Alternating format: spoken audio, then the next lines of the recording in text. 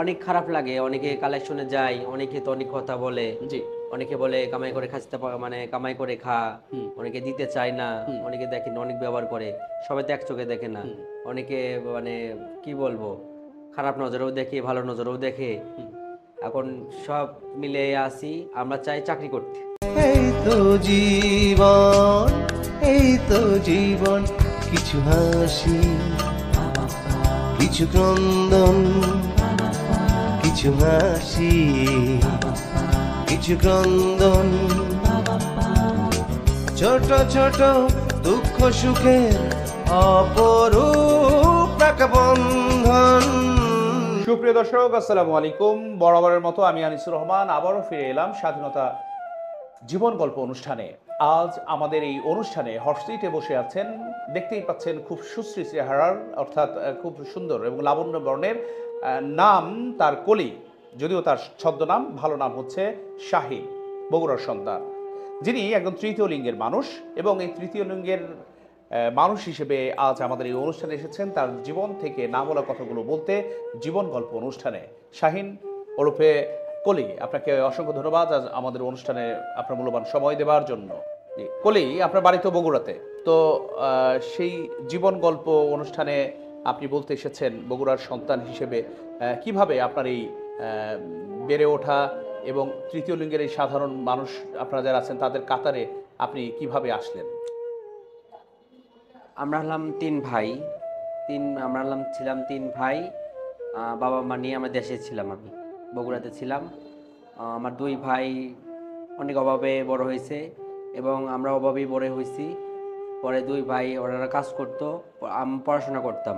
পড়াশোনার মাঝে আমি আস্তে আস্তে যখন বেড়ে উঠি, নিজের পরিবর্তন আস্তে আস্তে বুঝতে পারি এবং এলাকার মানুষ নানান কটূক্তি বলতো, নানান কথা বলতো, আমাদের দেশের ভাষা বলতো মাগ্যা, মানে মিয়েলি ভাব, মিয়েলি স্বভাব। আমার বাবা মারে কথা শোনাইতো, আমারে কথা শোনাইতো। স্কুলে যাইতাম, স্কুলে নানান কথা শুনতাম। বন্ধু বান্ধব কেউ মিশতো না, বলতো হে মাগ্যা, এর লগে মিশা যাইব না, মানে এরকম করে নানান সমাজে চলতে পারতাম না, নানান মানে কথার মুখোমুখি হইতাম। আবার আস্তে আস্তে তাও মানে নানান আহ, কথার মুখোমুখি হয়ে আস্তে আস্তে পড়াশোনা ক্লাস 5 পর্যন্ত পড়াশোনা করছি। করার পর অভাবে সংসার করতে পারি নাই। বাবা কি করতেন? বাবা কাঠমিস্ত্রি কাজ করে। আচ্ছা আচ্ছা, ভাই বোন? বড় ভাই, বড় ভাইও পড়ার অনেক চেষ্টা করতে পারে না, বড় ভাই কাঠমিস্ত্রি কাজ করে। আমার মেজো ভাই আছে, সেও কাঠমিস্ত্রি কাজ করে। তাহলে আপনাকে তিন ভাই বোন? তিন ভাই বোন। আচ্ছা, মূলত তিন ভাই, তারপর তো আপনি আমি। আপনি শাহিন, জি। এখনকার কলি। আচ্ছা, এরপর ক্লাস 5 পর্যন্ত পড়াশোনা করবার পরে? পড়াশোনা করার পর আমি একটা ছোটখাটো চাকরি নিয়েছিলাম। আচ্ছা। এটা অফিসিয়াল জব নিয়েছিলাম, বাবুর্চি হিসেবে। বাবুর্চি? জি। আচ্ছা। এটা বাবুর্চি হিসেবে জব নিয়েছিলাম। পরে এনে 1 বছর চাকরি করার পর করোনা লকডাউন পড়ছিল। লকডাউনের পর আর চাকরি বাকরি পাই নাই। পরে আর আস্তে আস্তে বেরোর শারীরিক পরিবর্তন হওয়ার পর আর কেউ চাকরি দেয় না এবং কেউ কাজেও নেয় নাই। পরে আস্তে আস্তে আমি হিজড়াদের, আমি বুঝলাম হিজড়া, পরে আস্তে হিজড়াদের কাছে চলে আসি। আচ্ছা, প্রথমে আসি গাজীপুরে। গাজীপুরে না? জি, গাজীপুর। সমাজ থেকে বাধ্য করলো অনেকটা যে এই অনেক পরিবার রেখে, বাধ্যতা। জি। পরিবার রেখে চলে আসা গাজীপুরে। গাজীপুরে। গাজীপুরে কিভাবে আসলেন? গাজীপুরে গল্পটা শুনি। গাজীপুরে আসলাম, আমাদের এই গাজীপুরের একটা হিজলা আমাদের এলাকাতে বেড়াতে গেছিল। বেড়াতে যাওয়ার পর ওনারা বুঝতে পারছে আমি ওনাদের মতন। পরে আমারে বললো তুমি আমাদের কাছে যাইবা। পরে আমার নাম্বার দিল, নাম্বার দিয়ে আসলো। পরে ওনার নাম্বার নিয়ে ওনার সাথে যোগাযোগ করে পরে ওনার কাছে আমি চলে আসলাম। সে কি মানে গুরুমা নাকি? হ্যাঁ, আমাদের গুরুমা। গুরুমা। আচ্ছা, এই যে প্রথম যখন আসা হলো যে এই গুরুমার কাছে, তখন কেমন লেগেছিল ব্যাপারটা? প্রথম প্রথম তো আপনার খারাপ লাগতেছিল, আর মানুষের কথা শুনতেও খারাপ লাগতেছিল। পরে বুঝলাম আমাদের এদের জীবন আর আমাদের জীবন এক না, এদের সাথেই থাকতে হইব, এদের সাথে। পরে এদের সাথে আস্তে আস্তে আস্তে আস্তে জিনিসটা সয়ে গেছে আর কি। সয়ে গেছে। জি। আচ্ছা, গুরুমা এরপরে যখন আপনারা আপনি আসলেন, আসার পরে হচ্ছে গুরুমা কিভাবে আপনার যে কালেকশনের মানুষের কাছে যে যখন যান যে টাকা পয়সা চাওয়ার জন্য, তখন কি প্রথম দিনই আপনাকে বের করে দিয়েছিল যে এবার কিছু কালেকশন করে নিয়ে আয় বা নাকি? হ্যাঁ, প্রথম দিনেই বললো এলাকায় আরো পুরাতন যারা ছিল তাদের সাথে দিল, তাদের সাথে যাই এভাবে ওরা যেভাবে করতো, আমিও যাই বসতাম না, দাঁড়াই থাকতাম, কি বুঝতাম। এরকম করতে করতে আস্তে আস্তে আর কি বুঝে গেছি। ইউজড করলেন। আচ্ছা, তো এখন কি আপনার কখনো মনে হয় যে আহ, এই যে যে পেশা, যে পেশার মধ্যে মানুষের কাছে হাত চেয়ে এইভাবে টাকা নেয়া, যদি কেউ আবার চাকরি দিত বা একটা কাজ দিত? হ্যাঁ, অনেক খারাপ লাগে। অনেকে কালেকশনে যায়, অনেকে তো অনেক কথা বলে। জি। অনেকে বলে কামাই করে খাচ্ছে, মানে কামাই করে খা।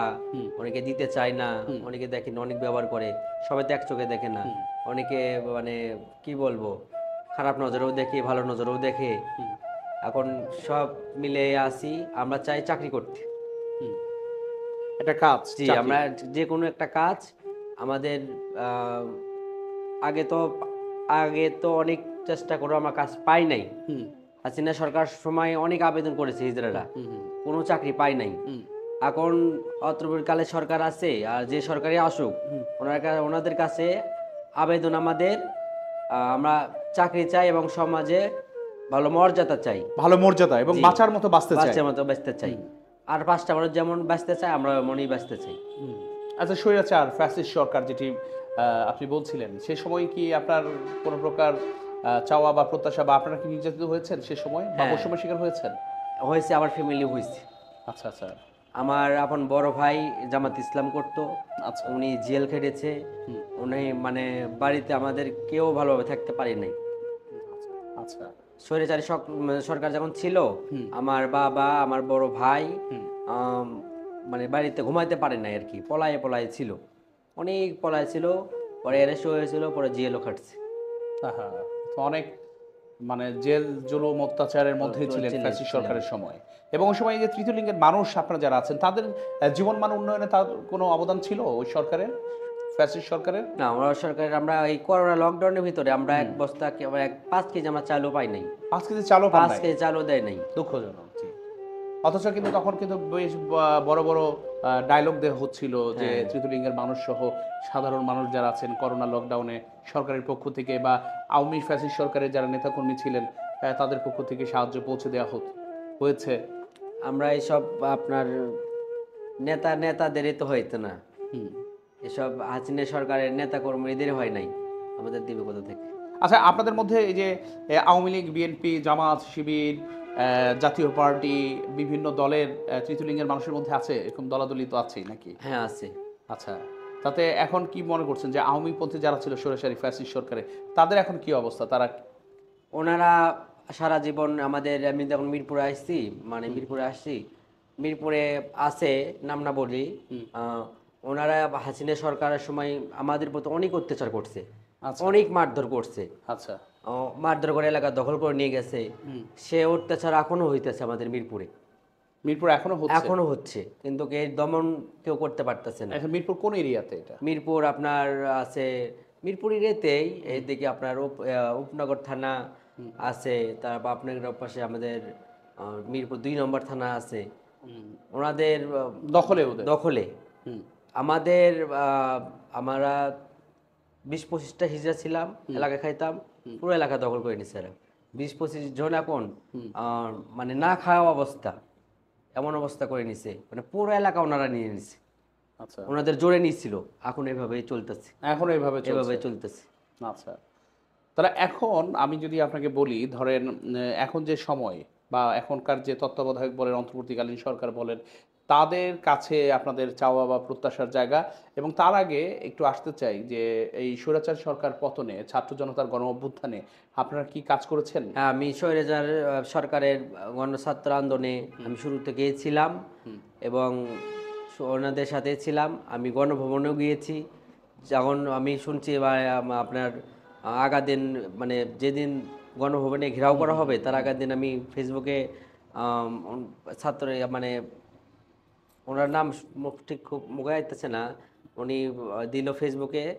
তারপর আমরা সকাল বেলায় আমি ছাত্র গণভবন থেকে, হ্যাঁ, গণভবন থেকে রওনা হয়েছি, এবং গণভবনে যাইয়ে আমরা তো দেখেছি নি কি গণভবনে অবস্থা? কি অবস্থা। আচ্ছা, তো এখন সেই অন্তর্বর্তীকালীন সরকারের কাছে আপনাদের চাওয়া বা প্রত্যাশার যাওয়া হ্যাঁ, জায়গাটা কি? ডক্টর ইউনূস স্যারের কাছে একটাই চাওয়া পাওয়া আমাদের, উনি দ্রুত নির্বাচন দিবে, আর আমাদেরকে পুনর্বাসন, যাকে বলে পুনর্বাসন, পুনর্বাসন? হ্যাঁ, আমাদেরকে যেন যে কোনো কাজে আমাদের হিজড়াদেরকে বহাল রাখে। আচ্ছা, যে কোনো আমরা যেন কাজ। সুন্দরভাবে চলতে পারি, বাবা বানিয়ে খাইতে পারি, হুম, যে কোনো কাজে যে কোনো কাজ বাঁচার মতো যাতে বাঁচার বাঁচতে মতো পারি, চলা, মানুষের কাছে হাত পাই তার আমরা এই জীবন আর চাই না। এই জীবন আর চান না।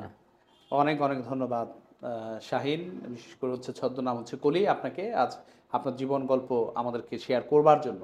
সুপ্রিয় দর্শক, আপনারা শুনছিলেন স্বাধীনতা জীবন গল্প অনুষ্ঠান, এবং আপনাদেরকে একটু বলে রাখি যে এই স্বাধীনতা জীবন গল্প অনুষ্ঠানে যদি আপনারাও এই হট সিটে বসে আপনাদের জীবন গল্প শেয়ার করতে চান, তাহলে আমাদের ইউটিউবে স্বাধীনতা টিভি বিডি নামের একটি পেজ রয়েছে। সেখানে আপনি কমেন্টস বক্সেও জানাতে পারেন, কিংবা আমাদের ইনবক্স করতে পারেন, কিংবা আমাদের হটলাইনেও কিন্তু আমাদের সাথে শেয়ার করতে পারেন। আমরা আপনাকে এই হট সিটে এনে আপনার জীবন গল্প অনুষ্ঠান শেয়ারের সুযোগ করে দিব। এবং সেই সাথে আমাদের রয়েছে দুটি ফেসবুক পেজ, একটি হচ্ছে স্বাধীনতা টিভি বাংলা এবং একটি হচ্ছে স্বাধীনতা টিভি।